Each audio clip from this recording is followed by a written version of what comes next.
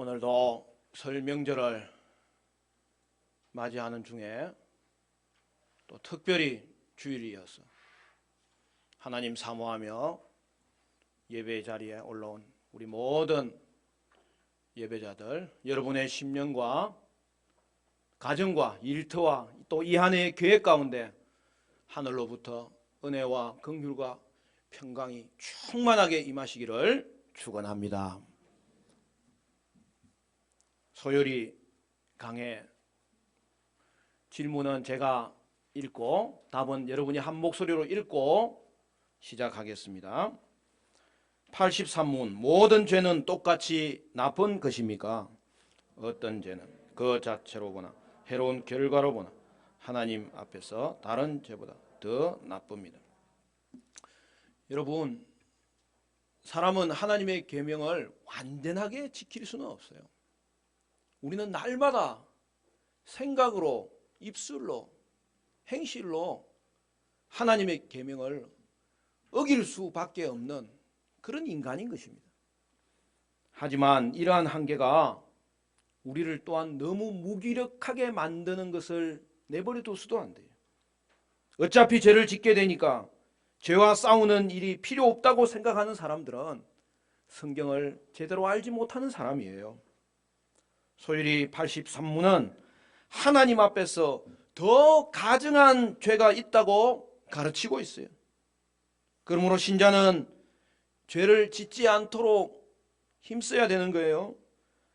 그리고 더 가증스러운 죄에 대해서 심각성을 깨닫고 특별한 주의를 기울여서 피해야 되는 것입니다. 오늘 본문 말씀 우리 같이 읽을까요? 에스겔 8장 6절 말씀과 15절 말씀. 우리 6절부터 다 같이 시작.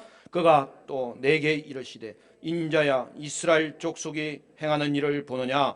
그들이 여기에서 크게 가증한 일을 행하여 나로 내 성소를 멀리 떠나게 하느니라. 너는 다시 다른 큰 가증한 일을 보리라 하시더라. 15절 시작. 그가 또 내게 이르시되 인자야, 내가 그것을 보았느냐? 너는 또 이보다 더 큰 가증한 일을 보리라 하시더라. 여러분, 에스겔은 더 큰 가증한 일이라는 표현으로 죄 중에도 더 가증한 죄가 있음을 알려주고 있어요. 여러분, 웨스트민스터 우리가 소요리를 살펴보는데 웨스트민스터 대요리 문답을 보면 거기에 151문에는 이 부분을 더 구체적으로 가르쳐줘요. 거기서 여러분 더 가증스러운 죄가 무엇인지 4가지 종류로 설명하는데, 즉 죄를 짓는 가해자가 어떤 사람인지를 따라서 죄의 경중이 다르다는 것이고, 피해자가 누구냐에 따라서, 또한 죄의 속성과 질에 따라서, 또한 때와 장소의 상황에 따라서 죄의 그 경중이 달라진다고 설명하고 있는 거예요. 여러분, 하나님의 계명 중 하나라도 어기면 우리는 하나님 앞에 죄 있는 자로서 하나님의 심판을 받는 대상이 됩니다. 우리가 어떤 것은 작은 죄로 여길지 모르나 모든 죄가 하나님을 거역하는 것이므로 작은 죄란 없는 거예요. 어떤 죄라도 우리를 범법자로 만드는 거예요. 그러나 성경은 하나님 보시기에 더 악함으로 다른 죄보다 더 큰 형벌을 받는 죄가 있다고 말씀합니다. 여러분, 어떤 죄가 다른 죄보다 더 악할까요? 다른 사람에게 잘못한 죄라도 모든 죄는 하나님을 대적하는 죄죠. 다윗이 우리아의 아내와 결혼하려고 우리아를 죽인 후 자신의 죄에 대하여 깨닫고 시편 51편 4절을 보면 이렇게 회개합니다. 내가 주께만 범죄하여 주의 목전에 악을 행하여 싸우며. 때로 사람들은 죄를 지을 때에 다른 사람을 향해서만 해를 가한다고 생각합니다. 하지만 하나님에 대해서 우리는 반드시 생각할 수 있어야 되는 거죠.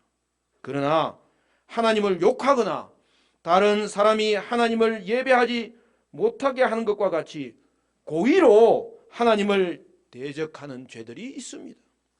여러분, 고의로 하나님을 대적하는 죄는 그 자체로 볼 때에 다른 사람을 단순하게 해치는 그 죄보다 더 나쁜 죄라는 사실을 오늘 소요리가 가르쳐주고 하나님의 말씀이 가르쳐주는 거죠. 하나님에 대하여 직접적으로 죄를 범할 때에는 여러분, 다른 그 어떤 죄들보다 더 나쁜 죄가 되는 거예요. 사무엘상 2장 17절은 이렇게 말합니다. 이 소년들의 죄가 여호와 앞에 심히 크면 그들이 여호와의 제사를 멸시함이었더라. 어디에 나오는 본문이죠? 엘리 제사장의 아들 홈니와 비느하스가 성전을 섬기는 제사장이었는데, 여러분, 그들은 제사를 위해서 가져온 제물을 삶을 때에 솥에 3살 갈고리로 찔러서 걸리는 것을 자신들이 먼저 가져간 거죠. 이는 하나님의 제사를 대놓고 멸시하였던 것으로 하나님 앞에서 심히 가증한 죄였던 것입니다. 또한 그들은 회막 앞에서 수종을 들면서 예배를 돕는 여인들을 취하여 동침하였습니다. 이에 엘리 제사장은 심각성을 깨닫고 그들에게 말하였습니다. 사무엘상 여러분 2장 마지막 부분에 23절부터 보면 이렇게 되어 있습니다. 그들에게 이르되 너희가 어찌하여 이런 일을 하느냐? 내가 너희의 악행을 이 모든 백성에게서 듣노라. 내 아들들아, 그리하지 말라. 네게 들리는 소문이 좋지 아니하니라. 너희가 여호와의 백성으로 범죄하게 하는도다. 사람이 사람에게 범죄하면 하나님이 심판하시려니와 만일 사람이 여호와께 범죄하면 누가 그를 위하여 간구하겠느냐 하되 그들이 아버지의 말을 듣지 아니하였으니 이는 여호와께서 그들을 죽이기로 뜻하셨음이더라. 여러분, 하나님을 대적하는 죄는 다른 사람을 해치는 죄보다 더 악한 것입니다. 범죄할 때 어떤 죄는 그 자체의 본질적인 성격으로 죄의 정도가 더 심각하고 크다는 사실이죠. 여러분, 10계명에서도 전반부 1계명에서 4계명은 하나님에 대한 계명이고, 그리고 5계명에서 10계명은 사람에 대한 계명인데, 여러분, 그러므로 여러분 1계명에서 4계명을 어기는 것은 5계명에서 10계명을 어기는 것보다 더 큰 죄인 거예요. 따라서 10계명에서 가장 큰 죄는 제1계명을 범하는 죄인 거예요.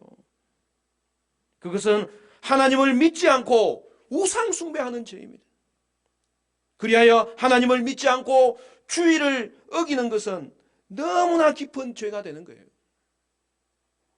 또한 사람을 대적하는 죄 중에도 다른 죄보다 더 악한 죄가 있음을 우리는 반드시 알아야 됩니다. 다른 사람에게 해를 얼마나 많이 가느냐에 따라서 죄의 경중이 달라지는 거예요. 여러분, 10계명에서 다른 사람에게 죄를 지지 않도록 금하는 계명이 이제 5계명부터 10계명까지 펼쳐지지 않습니까? 거기를 보면 거기서도 가장 해로운 일이죠. 살인하지 말라는 것에서부터 여러분 좀 덜한 순서, 즉 마지막에 탐내지 말라까지 이어지는 거예요. 여러분, 결혼 생활을 망치는 것보다 다른 사람의 생명을 빼앗으면 그것은 더 큰 죄가 되는 거죠. 그리고 재산을 훔치는 것보다 다른 사람의 결혼 생활을 해치는 것이 있다면 그것이 더 큰 죄가 되는 거죠. 그러므로 10계명의 순서는 여러분, 이것이 사실은 굉장히 흥미로운 내용이에요. 사람이 가장 소중히 여겨야 할 가치의 순서대로 하나님은 우리에게 계명을 주셨다는 사실이에요. 순서상 앞선 계명의 내용이 더 중요한 거예요. 물론 마지막 계명이 덜 중요한 내용이 아닙니다. 그러나 죄의 심각성에 있어서 1계명을 어기는 것은 하나님께서 그것을 가증하게 보시는 것 중에서도 더 큰 죄로 여기심을 우리는 기억해야 된다는 사실이죠. 그래서 1계명에서 4계명은 하나님에 대한 태도를 말하는 것으로, 5계명에서 10계명 사람에 대한 태도보다 더 우선시해야 되는 거예요. 십계명은 하나님에 대한 태도를 가장 중요시 여기고, 그 다음은 사람에 대한 태도를 중요시 여기고, 또 그 다음은 만물에 대한 태도, 물질에 대한 태도를 중요하게 다루고 있는 거죠. 여러분, 죄가 뭐예요? 우리가 오늘 이 주제를 놓고 볼 때에 여러분 좀 더 확장해서 우리가 죄를 분명하게 분별할 수 있어야 되는 것은, 죄란 이러한 가치의 질서와 순서를 어기는 거예요. 뒤바꾸는 거예요. 사람의 가치보다 성에 대한 가치나 돈과 같은 물질적인 가치를 더 중요시 여기는 것은 죄라는 거예요. 하나님보다 사람을 더 중요시 여기는 것은 죄이고, 여러분 그것이 바로 인본주의인 거예요. 여러분, 죄란 우리가 마땅히 중요시 여겨야 될 것과 가볍게 여겨야 될 것을 서로 혼동할 때에 일어나는 것입니다. 십계명은 결국 우리가 무엇을 더 가치 있게 여겨야 될지, 그리고 그것을 범할 때 그것이 얼마나 큰 죄인지를 순서대로 보여주는 거예요. 또한 죄를 범하는 사람의 지위에 따라 죄의 경중이 달라집니다. 하나님은 일부 사람들을 지도자로 세우셨습니다. 사람들은 지도자를 존경하고 그들의 본을 따릅니다. 지도자들이 죄를 지으면 다른 사람도 그들을 따라하게 되죠. 지도자들이 하나님이 금하신 것을 행하는 것을 보면 다른 사람들도 끄리낌 없이 따라하게 될 것입니다. 그러므로 여러분, 부모된 자는 책임이 큰 거예요. 교사된 자는 책임이 큰 거예요. 교회의 지도자들은, 그렇게 권위자들은 나쁜 본을 보이지 않도록 특별히 조심을 해야 되는 거예요. 야고보서 3장 1절은 이렇게 말합니다. 내 형제들아, 너희는 선생된 우리가 더 큰 심판을 받을 줄 알고 선생이 많이 되지 말라. 여러분, 사회의 지도층도 마찬가지예요. 정치인들도 마찬가지예요. 왜 우리만 그렇게 잘못이라고 지적하느냐? 여러분, 그 말 자체가 얼마나 잘못된 말인지를 오늘 성경이 보여주고 있는 거예요. 여러분, 우리는 나이가 들면 이 연륜에 대해서 하나님은 책임을 물으십니다.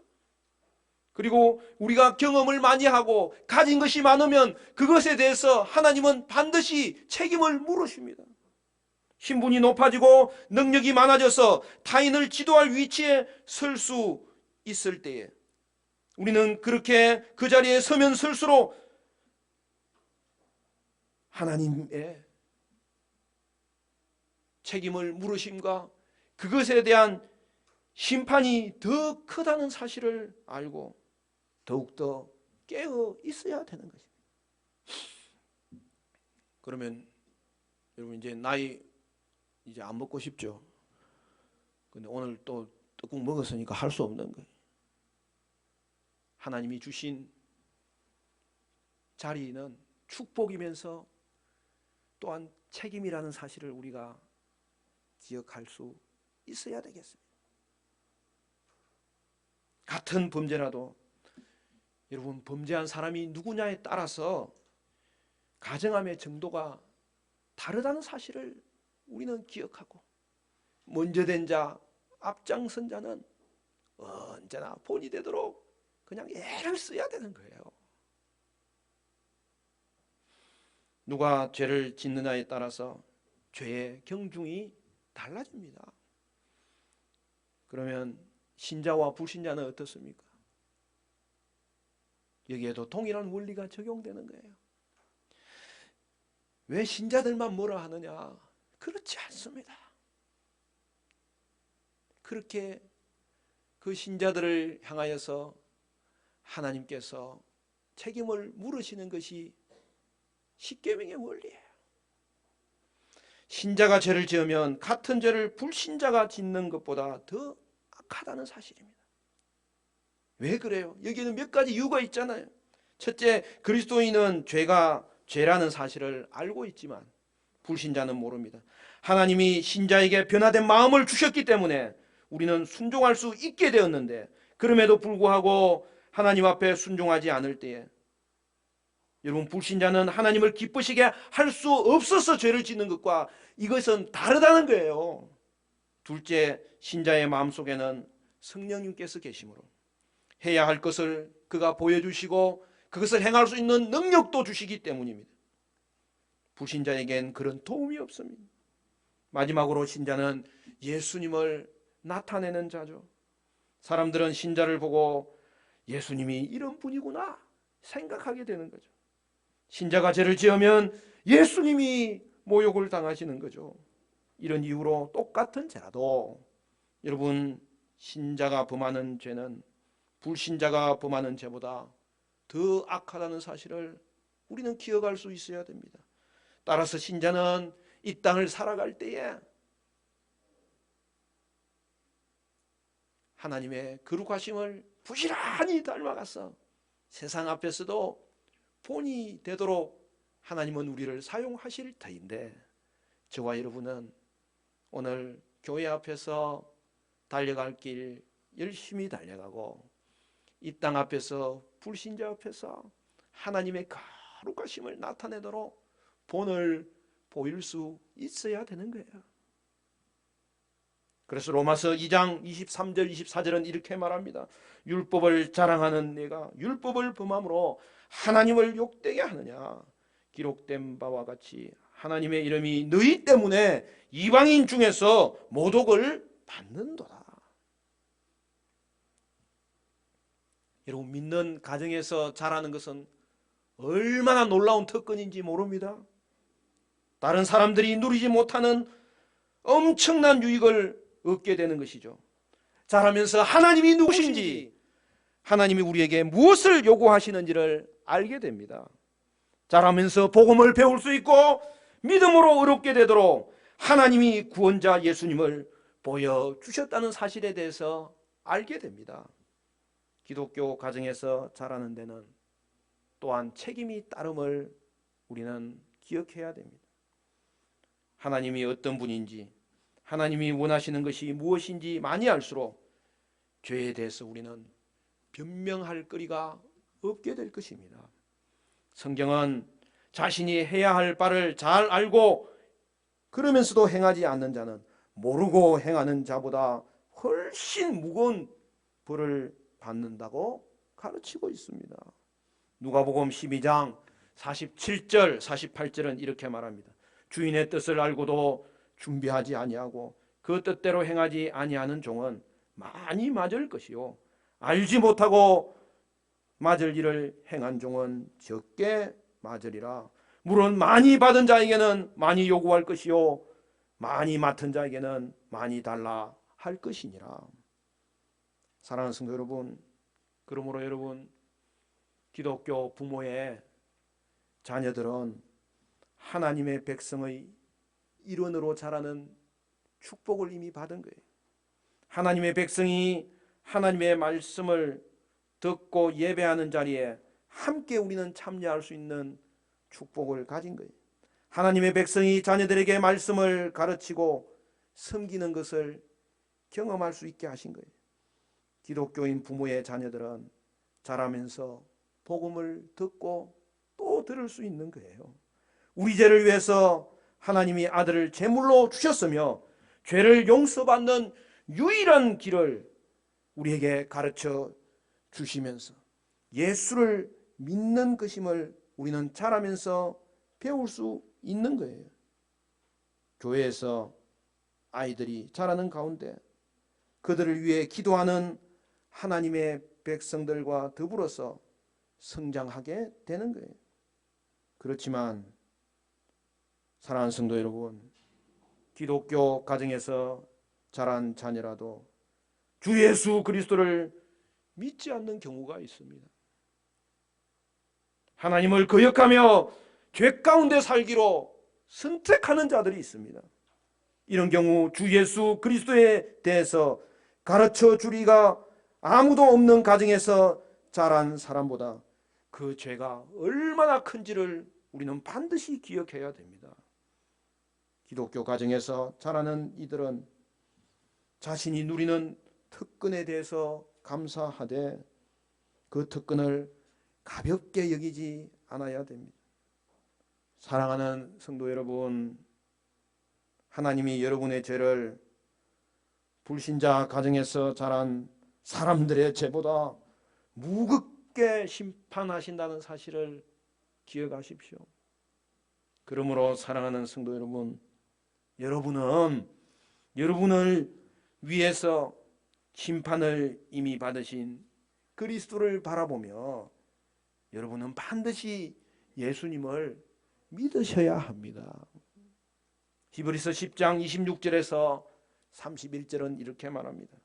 우리가 진리를 아는 지식을 받은 후 짐짓 죄를 범한 적 다시 속지 않은 제사가 없고 오직 무서운 마음으로 심판을 기다리는 것과 대적하는 자를 태울 맹렬한 불만 있으리라. 모세의 법을 폐한 자도 두세 증인으로 말미암아 불쌍히 여김을 받지 못하고 죽였거든. 하물며 하나님의 아들을 짓밟고 자기를 거룩하게 한 언약의 피를 부정한 것으로 여기고 은혜의 성령을 욕되게 하는 자가 당연히 받을 형벌은 얼마나 더 무섭겠느냐 너희는 생각하라. 사랑하는 성도 여러분, 그러므로 죄에도 더 크고 나쁜 죄가 있습니다. 죄에 대한 결과는 하나님의 심판입니다. 그러나 회개하면 하나님은 우리의 가정함을 경감시켜 줍니다. 하나님께 철저하게 회개하면 하나님은 우리의 모든 죄를 깨끗하게 씻어 주십니다. 비록 우리가 더 크고 심각한 죄를 범했다 하더라도 하나님 앞에 겸비하고 회개하면 하나님은 기다렸다는 듯이 그 벌을 경감해 주는 것입니다. 여러분, 하나님의 긍휼하심과 사랑과 은혜가 얼마나 풍성한지 모릅니다. 우리는 고난 가운데서 너무 아파서 아 하고 고함을 지르는데 하나님은 아버지를 부르는 것보다 달려오셔서 귀 기울이시는 분이 하나님이세요. 그래서 신자는 죄를 지을 때에도 여러분 더 큰 죄를 짓지 않도록 힘써야 되는 거예요. 이게 뭐 좀 이상합니까? 여러분 이게 현실이에요. 여러분 죄를 짓는 순간에도 하나님을 생각하며 멈추면 잘하는 거예요. 설령 참지 못하고 죄를 짓더라도 더 가증한 범죄까지 나아가지 않도록 중단해야 되는 거예요. 최대한 절제해야 되는 거예요. 하나님은 이런 시도와 노력을 지켜보십니다.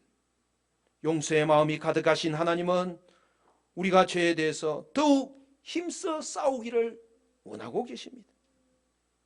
그러므로 우리는 실패하더라도 회개하고 다시 일어서야 되겠고 더 나은 신자가 되기 위해서 다시 죄와 싸워야 될 것입니다. 하나님은 이런 노력을 얼마나 기뻐하시는지 모릅니다. 그러므로 우리는 하나님의 기뻐하심을 기억하고 다시 도전해야 됩니다. 히브리서 12장 4절은 이렇게 되어 있습니다. 너희가 죄와 싸우되 피 흘리기까지는 대항하지 아니하고. 여러분 성경은 우리가 피 흘리기까지 죄와 싸워야 된다고 말씀하고 있어요.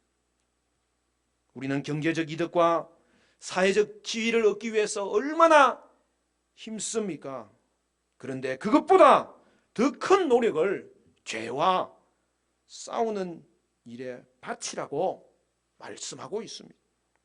성도는 이미 예수 안에 있는 자로서 계명은 더 이상 저주가 아니죠. 거룩의 영광으로 우리를 이끌어 가시는 하나님이 주신 표지판이고 안내판이고, 그래서 이제는 우리에게 십계명은 우리를 거룩하도록 이끌어 주시는 성화의 규범이 된다는 사실이죠. 따라서 이제 성도는 계명을 두려움의 대상으로만 보지 않아야 됩니다.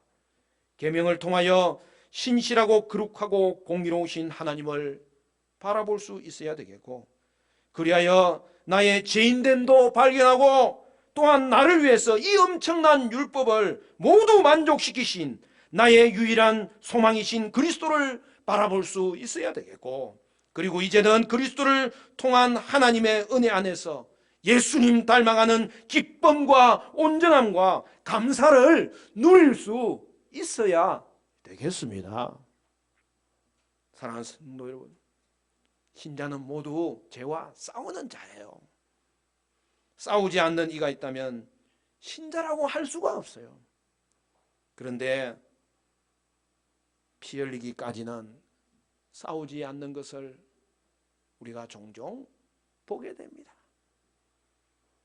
나 자신이 그러하고 오늘 이 땅을 살아가는 성도들의 모습이 종종 그러한 것을 고백하지 않을 수 없습니다. 여러분, 신자는 사회에서 일구어낸 업적을 무시하면 안 되지만 그보다 훨씬 더 중요한 것은 예수 그리스도의 구속의 가치와 승리의 근거에서 얼마나 오늘 우리는 죄를 이기는 삶을 살아가고 있는지 돌아봐야 될 것입니다. 사랑하는 성도 여러분, 하나님께서 우리에게 설날을 주는 게 얼마나 큰 은혜인지 몰라요. 한 해 시작하면서 하나님 앞에서 씻었던 것, 또한 다짐했던 것, 여러분 그것이 벌써 석주가 지나면서 해이해진 것이 있더라도 여러분 우리나라는 이게 구정설이 있으니까 다시 한 번 더 예배하는 가운데 우리 자신을 돌아볼 수 있어서 오늘 이 시간부터 우리가 방향을 새롭게 정하면 그 길 가운데 주님의 돌보심과 은혜가 충만하여서 우리는 우리의 행할 길을 환하게 보여주시는 주님의 은혜 가운데 가장 큰 축복, 거룩의 열매를 이 안에도 맺어가게 될 줄로 믿습니다. 사랑하는 성도 여러분, 믿는 집의 자녀로서 오늘 여러분 자녀들이요, 예수를 믿을 수 있는 기회를 주심이 얼마나 놀라운지를 감사하면서 이 시간 다시 한 번 더 하나님을 향한 회개와 예수님에 대한 믿음이 여러분 가운데 있게 되시기를 바라고, 우리는 이미 믿는 자로서 이 한 해 죄와 싸우되 피 흘리기까지 싸울 수 있어서 이 땅에서 주시는 가장 축복은 거룩의 열매일진데 이 열매가 저와 여러분 가운데 풍성하게 맺혀지는 복된 한 해 되시기를 주님의 이름으로 간절히 축원합니다.